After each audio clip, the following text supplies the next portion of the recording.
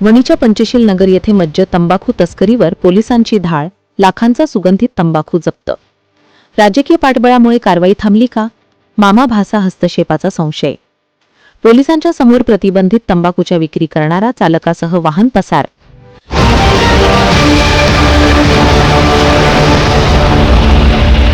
यवतमाळ जिल्ह्याच्या वणी शहरातील पंचशील नगर येथे 8 डिसेंबर रोजी रात्री 8 वाजताच्या दरम्यान पोलिसांनी प्रतिबंधित सुगंधित मज्जा तंबाखू अंमली पदार्थांच्या तस्करीवर नागरिकांच्या फोनवरून माहिती मिळताच धाड टाकून पिकअप वाहनातील सुगंधित मज्जा तंबाखूच्या लाखो रुपयांचा साठा जप्त केला।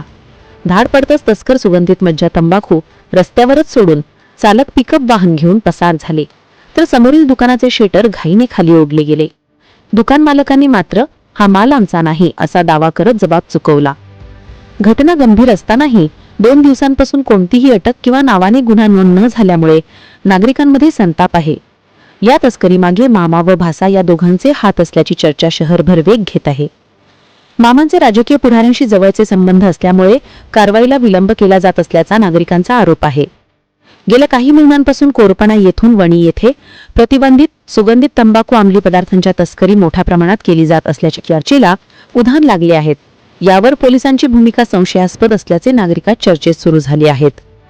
आता वणी पोलीस ठाणे या प्रकरणात कोणती ठोस कारवाई करते हे पाहण्यासाठी शहरातील सर्वांचे लक्ष लागले आहे।